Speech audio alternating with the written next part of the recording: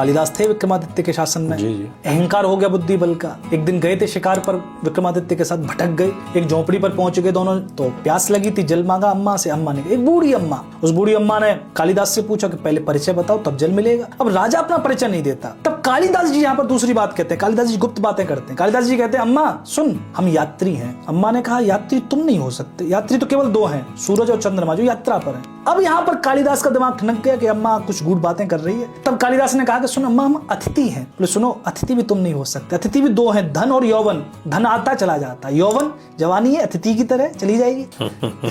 कालिदास ने कहा कि अम्मा हम परदेसी हैं। बोले परदेसी भी तुम नहीं हो सकते। जीवात्मा परदेसी है, कहीं से आई है, रह रही है शरीर में। और वृक्ष का पत्ता परदेसी है, तुम परदेसी नहीं हो।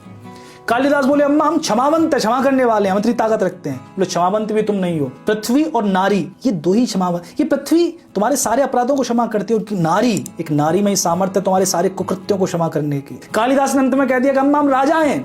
अम्मा बोली राजा भी तुम नहीं हो सकते, राजा भी केवल दो हैं, इंद्र और यमराज, यही कल्प तक शासन करते हैं, तुम छोटे मोटे राजा। तब यहाँ पर कालिदास कहते हैं कि अम्मा सुन, हम जिद्दी हैं। बोले जिद्दी भी तुम नहीं हो सकते। जिद्दी भी दो हैं, बाल और नख। ये बाल काटो उगाते, नख काटो उगाते। कालिदास कहते कि अम्मा सुन, हम गरीब हैं। बोले तुम गरीब भी नहीं हो सकते। गरीब भी दो हैं, एक बकरी और एक कन्या। वो बकरी गरीब है जिसका मेमना कटने जा रहा है, उससे गरीब कौन होगा? वो कन्या गरीब है जो अपने पिता के घर रह रही है और एक दिन पता चलता है कि वो घर उसका नहीं है। तब यहाँ पर कालिदास कहते हैं सुन अम्मा, हम हार गए। तब अम्मा कहती है बावलो, तुम हारे हुए भी नहीं हो। हारे हुए भी दो हैं, एक कर्जदार जिसने कर्ज ले रखा वो हारा हुआ है, और दूसरा एक वधू का पिता जिसकी बेटी विदा हो रही है, वो सब हार रहा है। तब यहाँ पर चरणों में गिर गए, बोले अम्मा सुन, हम मूर्ख हैं। तब यहाँ पर अम्मा ने कहा सुनो, तुम मूर्ख भी नहीं हो सकते। फिर मूर्ख भी दो हैं, एक अयोग्य राजा और एक दरबारी पंडित। कालिदास चिल्ला पड़ेगा अम्मा मैं दरबारी पंडित ही हूँ।